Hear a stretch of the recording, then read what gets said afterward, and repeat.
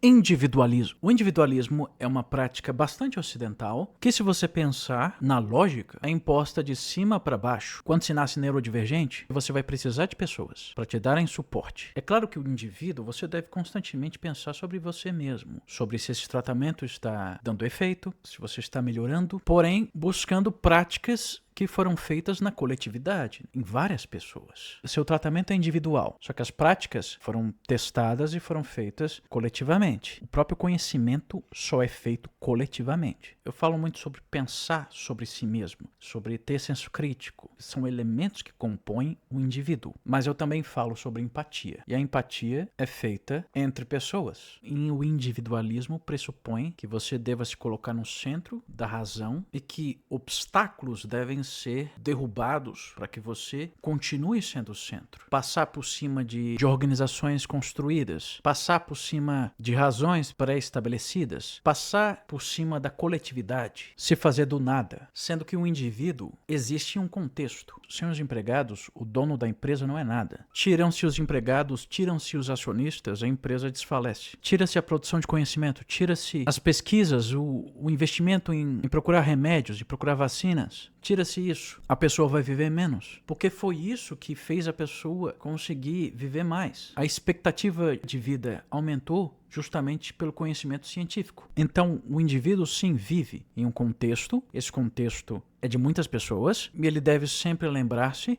de que essas pessoas o ajudam, de que ele pode ajudar outras pessoas, e de que tudo existe com um equilíbrio, ou deve-se buscar esse equilíbrio. Eu acho esquisitíssimo pessoas que falam em religião, mas que não praticam a caridade, ou se a caridade é feita, ela precisa ser midiática, ela precisa de que muitas pessoas saibam da sua caridade. Caridade, justamente, é você pensar na outra pessoa, é você ter empatia, é você saber que existem pessoas necessitadas. Então, se você é religioso e não pensa na caridade, não pensa na empatia, você não entendeu nada. Deveria ser uma constante. A caridade, empatia, porque a caridade faz parte da empatia. E a empatia, sim, é feita individualmente para atingir as pessoas, o coletivo. Não é exatamente esse pensamento que você só deve buscar a si, porque a empatia é desenvolvida também, se voltar para si, mas com a intenção de manifestar nos outros. Também é o entendimento de que as liberdades individuais só serão alcançadas quando as coletivas também forem. Enquanto existirem pessoas que não são livres, ninguém será de fato livre.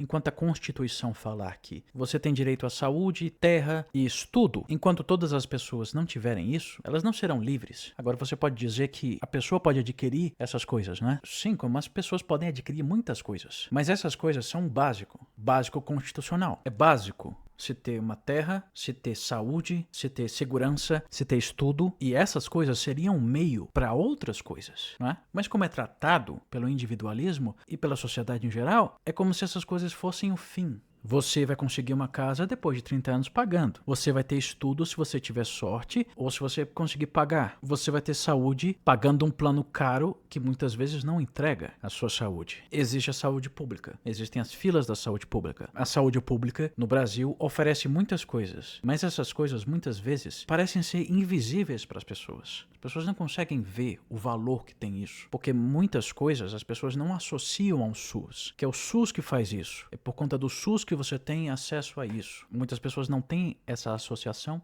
estão sendo beneficiadas pelo SUS, mas não sabem que é exatamente por conta de ter um SUS no Brasil que ela tem acesso a isso. Então é um fim. Essas coisas são um fim. Não é como deveria ser um começo. Então quando a pessoa atinge o básico, ela fica super feliz, ela se sente realizada. Ah, eu consegui por mim mesmo essas coisas que deveriam ser o básico e que todo mundo deveria ter. É claro, se é ofertado só isso pra você, sem saber que é o básico, é claro que você vai ficar feliz, é claro que vai te dar uma sensação de completude. E você vai espalhar isso por aí. Eu consegui sozinho, consegui sem mais ninguém. Ninguém me ajudou, porque as pessoas estão mais voltadas para si próprias do que para os outros. Então, faça isso também, que você vai se dar bem. Quando não deveria ser assim.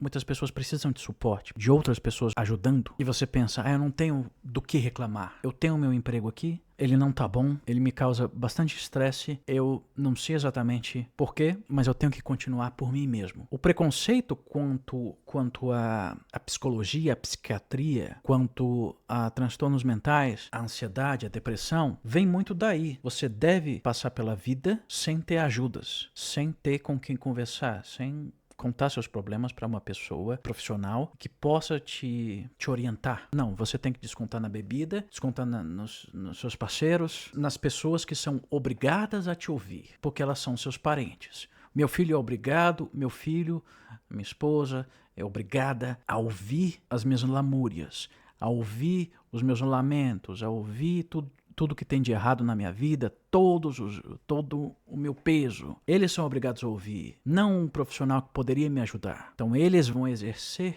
esse papel. Eles vão ter que carregar esse peso. E é claro que isso também te dá uma noção de que, muitos homens, né? De que eu trago dinheiro para casa. Eu trabalho, minha esposa é dona de casa, o que não é um trabalho, ela não tem que receber por isso. Então ela faz a sua comida, passa as suas roupas, ela lava as suas roupas, ela arruma a casa, ela cuida das crianças, mas isso não é um trabalho. Não deve ser reconhecido, não deve ser remunerado. E quando ela trabalha e ainda faz isso, ou seja, tem dupla jornada, tem 2 trabalhos, só o trabalho que ela recebe o pagamento remunerado é que deve ser contado. Mas mesmo assim, sou eu o provedor dessa casa. Sou eu que trago dinheiro. O dela é só um dinheiro complementar. Eu que trago primeiro. Ela trabalha o dobro, recebe menos, só que eu que sou o chefe. Isso também parte de uma ideia de papéis muito bem definidos, da invisibilização de certas atividades, de certos trabalhos, que sim, contribuem para você. Então, o indivíduo, mesmo pensando que é liberto, que tem uma liberdade plena, que não é ajudado por ninguém, mesmo casado, que não deve ele mesmo lavar a louça também, ajudar a lavar a louça, ajudar a arrumar a casa, ajudar em várias questões, que o peso não deve ser dividido, que ele não deve buscar especialistas para resolver algumas questões. Muitas vezes, mesmo ele tendo essas coisas, ele ainda pensa que ele vive sozinho no mundo, que ele é uma pessoa autônoma e que ele só deve pensar nele próprio, que ele se fez, ele não teve diversas ajudas. Então, no caso neurodivergente, esse tipo de abordagem também é visto, também é colocado nele. Suas dificuldades de compreensão, suas angústias devem ser deixadas de lado, não devem ser tratadas, suas desregulações não devem ser tratadas. Você deve se fazer por si próprio, sem ajudas, sem nenhum tipo de orientação, e seu pensamento deve ser só esse. Pensamento limitante, um pensamento limitado, até uma casa própria, até um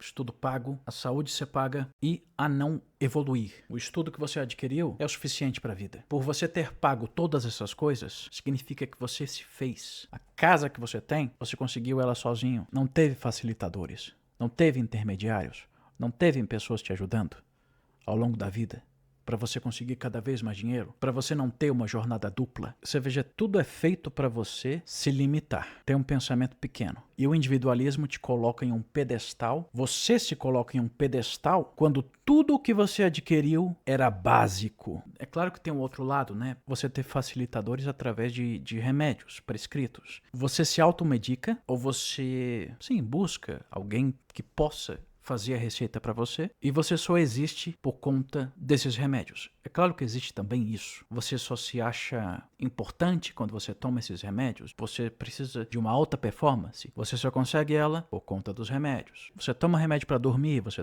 toma remédio para ter disposição. Você não trata a causa da dor. Você coloca remédio para que essa dor suma, sendo que ela volta pelos mesmos motivos da última vez. Também tem um alto nível de automedicação em busca de uma alta performance, em busca de se sentir vivo. Então eu não te busco para me conhecer, eu te busco para você nem olhar na minha cara e me dar um remedinho que vai solucionar meus problemas momentâneos. Então existe isso também. São duas coisas diferentes. Não buscar ajuda nenhuma psicológica e buscar apenas para resolver coisas imediatas. Apenas quando não tem mais para onde correr, quando você está numa situação muito grave. Quando que a terapia é para quando você estiver bom. É claro que também é usado quando você tá mal, né? Mas quando você estiver é bom para você descobrir maneiras de não ficar ruim, não ficar péssimo. Você tendo representantes que pensam em projetos de poder, que pensam mais neles do que naqueles que eles deveriam representar. Ora, eu incentivei você a se criar por você próprio. Não sou eu que vou te ajudar. Eu incentivei a você não depender de mim. Portanto, você não pode me cobrar. Eu tô fazendo o meu. Tô ganhando um salário muito bom. Tô me construindo, empregando uma família inteira. Você devia fazer o mesmo. É claro que sem as mesmas ferramentas, sem o mesmo tempo, sem as mesmas condições. Mas vai lá que a gente se encontra. Eu corto seus direitos daqui, você finge que não vê daí, e tudo certo. Vamos continuar. O discurso ainda será o mesmo. Mesmo com menos direitos, você deve alcançar a independência pensando apenas em si próprio, que é uma meia-verdade. É mais mentira do que verdade. Porque quando se nasce neurodivergente, já se elimina uma parte dessa regra.